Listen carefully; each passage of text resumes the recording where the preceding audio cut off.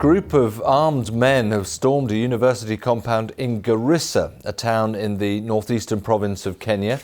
Heavy gunfire and explosions have been heard coming from the Garissa College campus. Now, the gunmen are said to have attacked the institution around about 5:30 in the morning local time.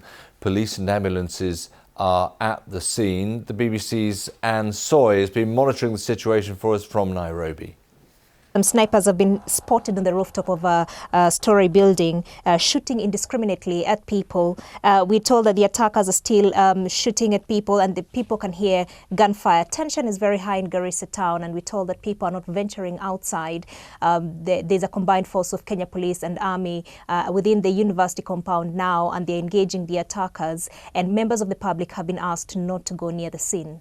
How many gunmen do we know?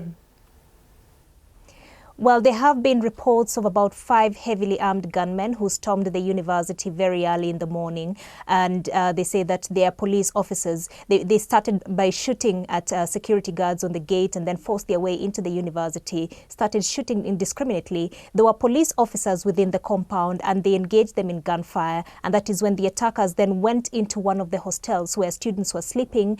There are some students who managed to escape, and they say that they ordered some of their friends to lie on the floor.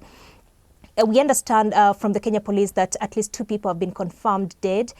There have been 4 injured, but eyewitnesses say they have seen several ambulances leaving the university compound for the hospitals in town, and they do not know how many people have been taken there injured. The hospitals have been closed to members of the public now. They're only allowing the ambulances. Right. I mean, as we work through the extent of this attack, obviously people are asking, who on earth are these people? So far, no one has claimed responsibility. Garissa is an area that have been known for incidents of insecurity. Some of them have been related to the Al-Shabaab militant group from across the border in Somalia. It's relatively close to the border. It is in northeast part of the country, and it is inhabited by Kenyans of mainly Somali ethnicity. And there have been some elements of the Al-Shabaab militant groups within that general area. And so right now it is too early to say who are the attackers, but to a very large extent, it has all the hallmarks of a militant group attack. And in any case, it is still going on, as we understand, Anne. Would that be right?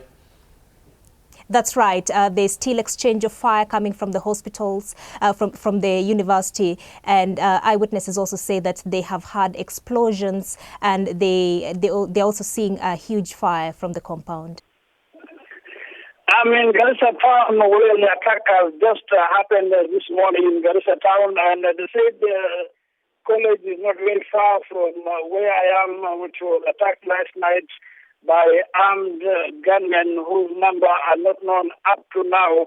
There are a lot of military police officers guarding that area. There are also ambulances heading to that place. I managed to speak to a teacher who is a resident close to that particular college, and she told me some students came to her house as early as 5 a.m. in the morning, running away from the gunfire, and they have just disappeared into the bush. They had to give them shelter, but they could not even wait for the dawn to come so that they can be rescued. As I'm talking to you, the police officers, Kenya Armed and Army personnel have come to the area. There's still bullets that have been heard from inside the college. It is believed that there are a number of students who have been held hostage by these people who attacked the place. There's also a report that one of the students told the said teacher whom I spoke to that he had seen a police officer who was inside there who is injured, and the others have maybe managed to run away, because there are a few number of police officers who are normally guarding that particular college at night, and they have been trying to resist the attack by the gunmen, whose number is not known, and it is believed that apart from the guns they are firing at, they also have explosives, because the teacher whom I spoke to, who resides very close to the school, who is very, very frightened, who is really scared, told me that she doesn't know even what to do. She cannot go out of her house because she says that she hears explosives, she hears gunfights. You don't know who is fighting who. You don't know how many people are inside there. There are students, there are lecturers, there are other increase of the students who are in that particular college. The college is about 2 to 3 kilometers away from Garissa town, and it's about 4 kilometers from the main military camp and the Garissa police station, where the armed police officers are stationed.